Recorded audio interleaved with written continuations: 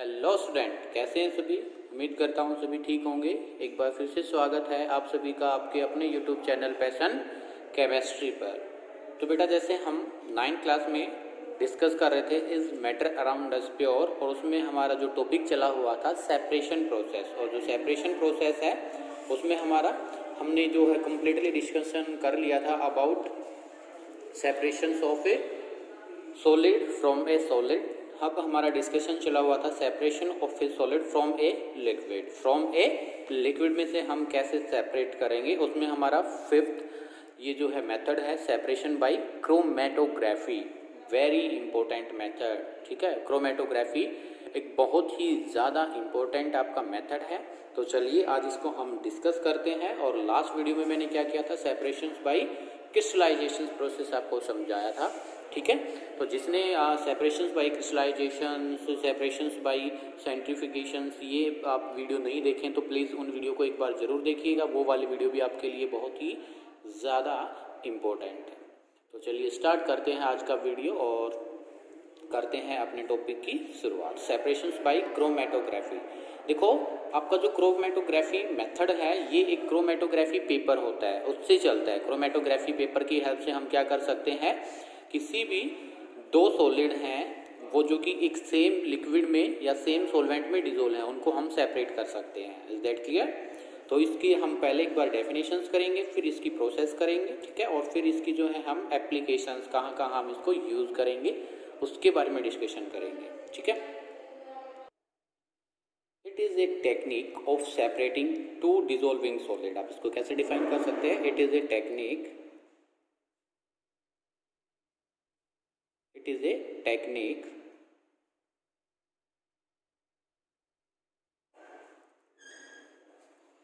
of separating,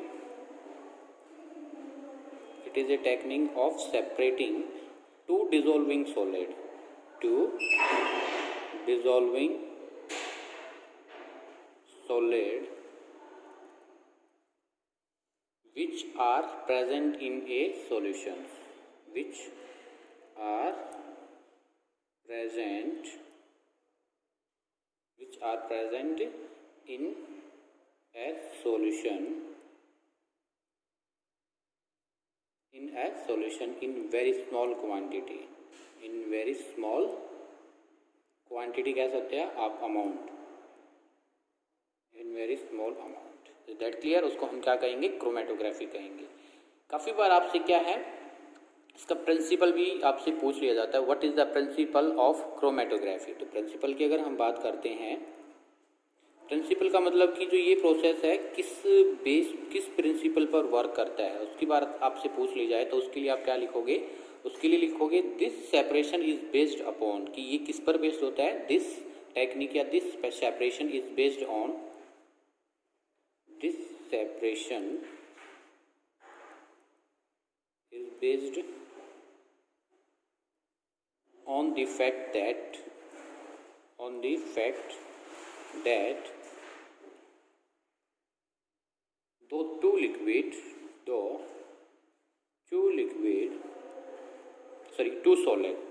two solid कह सकते हो, टू लिक्विड नहीं, to substance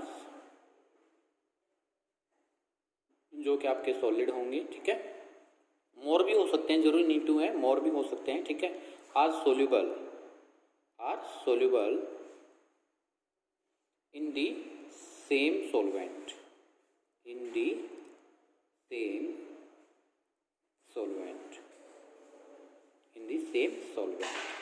but their solubility may be different,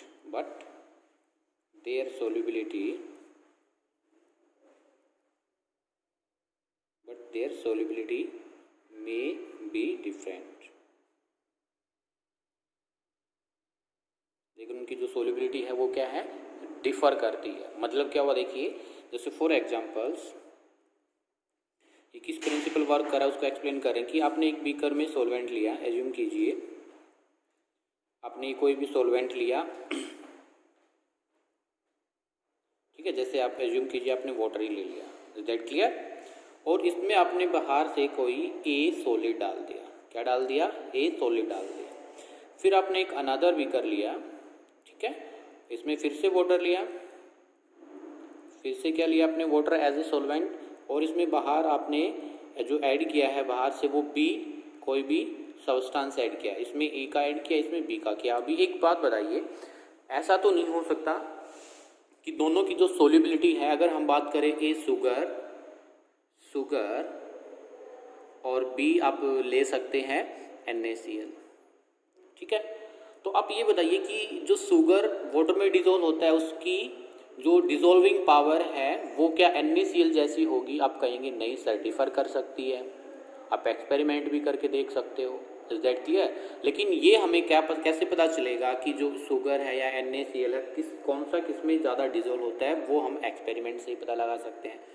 आपने देखा कि एक्सपेरिमेंट करके जो B है वो ज़्यादा सोल्यूबल है किससे, A से, in water. Is that clear? तो ये मीनिंग हुआ इसका प्रिंसिपल का कि कौन सा सॉलिड जो है लिक्विड के अंदर, लेकिन देखो सोलवेंट दोनों में सेम रहना चाहिए, सोलवेंट दोनों में क्या रहना चाहिए, सेम रहना चाहिए। Is that clear? तो क्या है, सोलवेंट में कौन सा सब्सटेंस ज़्यादा सोल्यूबल है उस पर ये टेक्निक वर्क करती है। Is that clear? उस टेक्निक पर ये क्या है, ये टेक्निक जो है इस प्रिंसिपल पर वर्क करेगी। अब हम इसकी क्या कर लेते हैं, एक एक्सपेरिमेंट करते हैं। जैसे आपको आप आगे हायर क्लासेस में जाओगे ये एक्सपेरिमेंट आपको वहाँ भी देखने को मिलेगा। Is that clear? तो क्या होता है, जैसे डाइज होती हैं आपकी, कलर डाइज, उसमें आप क्या है डिफरेंट के, जैसे जो ब्लैक इंक है वो डिफरेंट कलर का मिक्सचर होती है, सेवरल सब्सटेंस जो होते हैं या जो सेवरल कलर का मिक्सचर होती है उसको हम कैसे सेपरेट करें, ठीक है। तो हम एग्जांपल्स लेंगे ब्लैक इंक का। ब्लैक इंक और ब्लैक इंक में क्या होता है, सेवरल कलर्स, और ये जो सेवरल कलर हैं किसकी वजह से होंगे, अलग अलग सब्सटेंस की वजह से होंगे। तो हम कैसे पता लगाएं, कैसे उनको डिसॉल्व करा, कैसे उनको सेपरेट करें सेवरल कलर्स को, वो हम अभी देखेंगे, ठीक है। ये जो आपका ब्लैक इंक हमने एग्जांपल्स लिया है, इसमें सेवरल कलर आपके प्रेजेंट होते हैं, इनको हम कैसे सेपरेट करें, हमें इनको क्या करना है, सेपरेट करना है बच्चे, ठीक है। क्या करना है, हमें इनको सेपरेट करना है। तो इनको जो हम सेपरेट करेंगे वो एक, जैसे आपकी जो क्रोमेटोग्राफी वैसे तो बहुत ही टाइप्स की होती है, लेकिन जो आपको आपके लेवल पर पढ़नी है, जो टेक्निक्स पढ़नी है, जो ब्लैक इंक है इसमें सेवरल कलर हैं इनको कैसे सेपरेट करें, उसको हम कहेंगे पेपर क्रोमेटोग्राफी। क्या कहेंगे, पेपर क्रोमेटोग्राफी।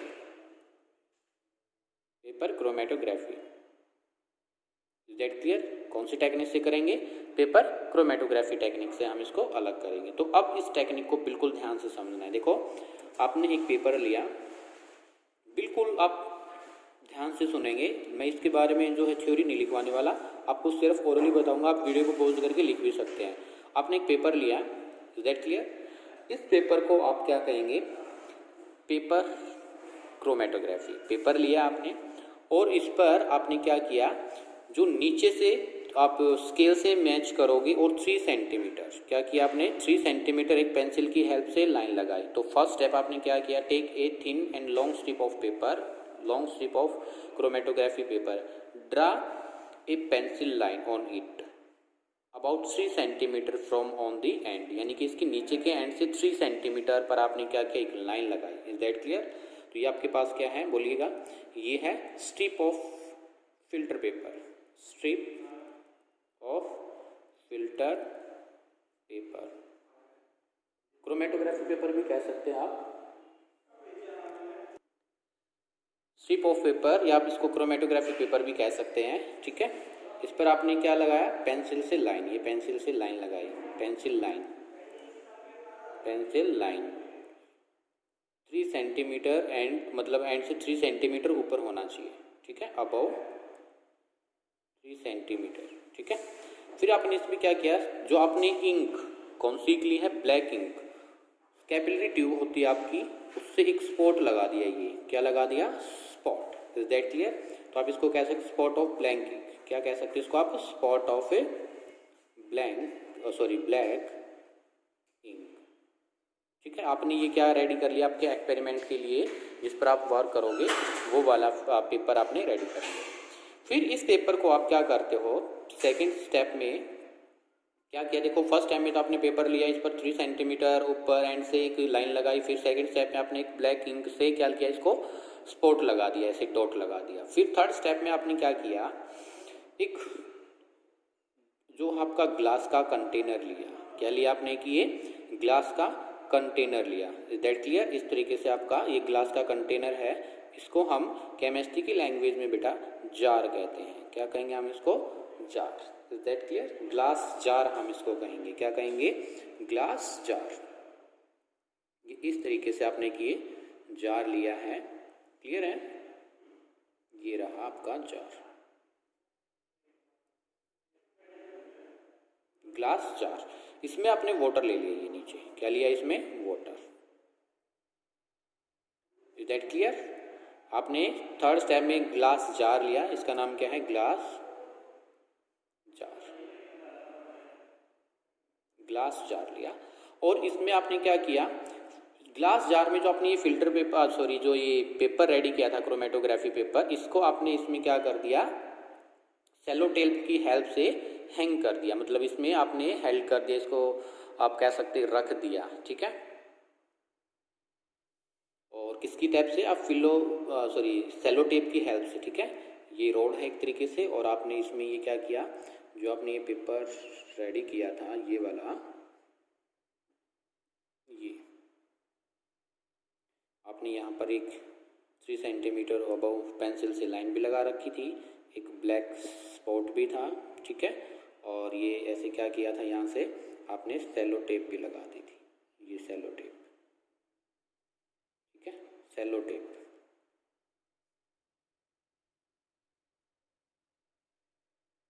सेलो टेप की हेल्प से ग्लास जार में आपने क्या किया, ये जो पेपर रेडी किया था इसको सेलो टेप की हेल्प से इसमें पेपर को लगा दिया। और लेकिन लगाने का आपका आइडिया क्या है कि जो ये पेपर है, ग्लास जो जार है, इसकी ग्लास जार की जो वॉल्स हैं इसके साथ टच नहीं होना चाहिए। क्या कहा मैंने? जो आपने फिल्टर इसमें ये जो आपने क्रोमेटोग्राफी रेडी किया था, इसको जार में लगाया, ये ग्लास की किसी भी वॉल से, साइड वाले से या नीचे जो है, देखो मैंने नीचे से थोड़ा सा इसको अबोव रखा है, ऊपर की तरफ रखा है। ठीक है? इसको इस तरीके से लगा दिया। फिर क्या हुआ, जैसे ही आपने क्या किया, इस पेपर को इस जार में लगाया और ये इसमें आपने वाटर लिया था एज ए सोलवेंट, तो ये ब्लैक कलर में जो डाई थी, ब्लैक कलर की जो ये डाई थी, ये क्या होने लग जाएगी, धीरे धीरे डिजोल्व होने लग जाएगी। धीरे धीरे क्या होने लग जाएगी, डिजोल्व होने लग जाएगी। और जो आपका वाटर है, देखो पहले तो ये क्या था, बिल्कुल ड्राई था, लेकिन जैसे आपने इसमें रखा कुछ टाइम के लिए, 30 मिनट के लिए, तो जो ये वाटर है बेटा धीरे धीरे अपर डायरेक्शन में क्या करने लगेगा, मूव करने लगेगा। अपर डायरेक्शन में क्या करने लगेगा, मूव करने लगेगा। और जो ब्लैक कलर की डाई है ये वाटर में डिजोल्व हो जाएगी। जैसे ही डिजोल्व होगी तो आपको पता है कि जो ब्लैक कलर की डाई थी, जो आपने क्या लिया था, ब्लैक स्पॉट लगा था, ब्लैक इंक लगाई थी, इसमें डिफरेंट कलर हो सकते हैं आपके। ठीक है?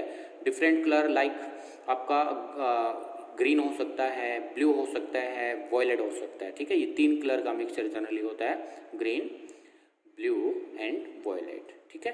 ये धीरे धीरे क्या आपके, अब बात आती है कि कौन सी जो है कलर ज़्यादा डिजोल्व होगा, ये बात आपको अच्छे से समझ आनी चाहिए। ठीक है?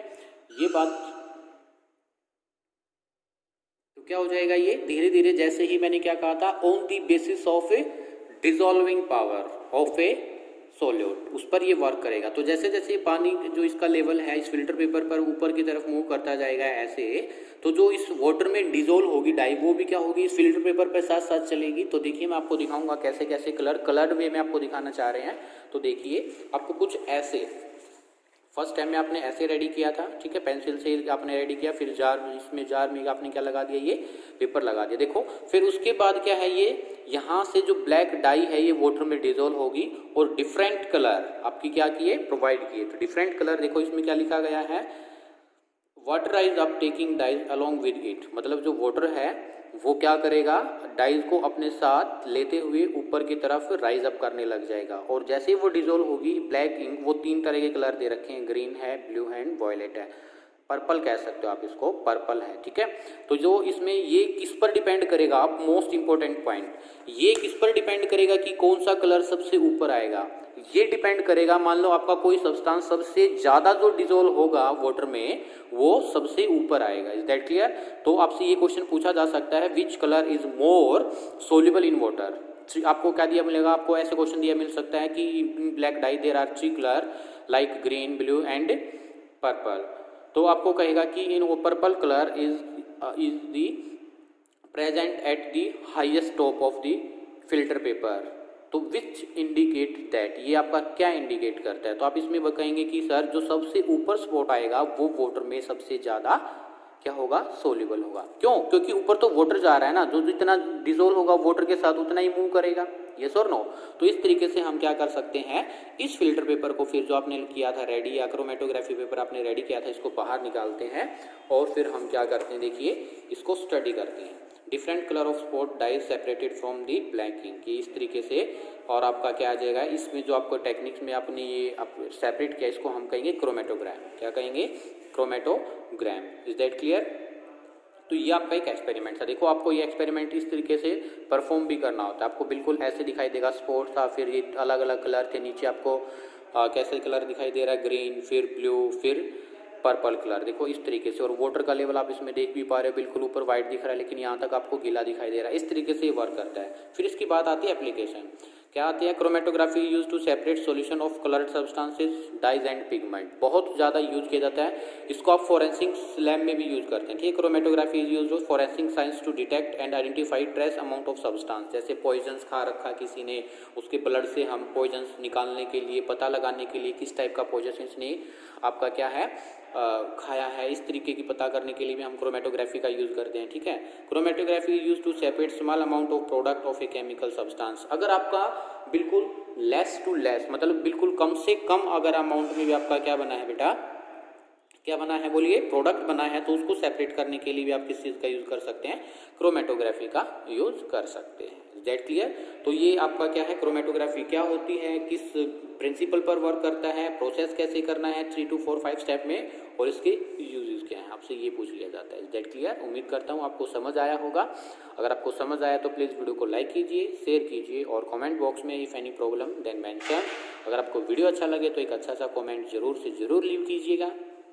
ठीक है, मिलते हैं नेक्स्ट मेथड में जो कि रहेगा सेपरेशन बाय डिस्टिलेशंस। ठीक है, तब तक के लिए thank you, bye bye, see you. और जाते टाइम चैनल को सब्सक्राइब जरूर करें।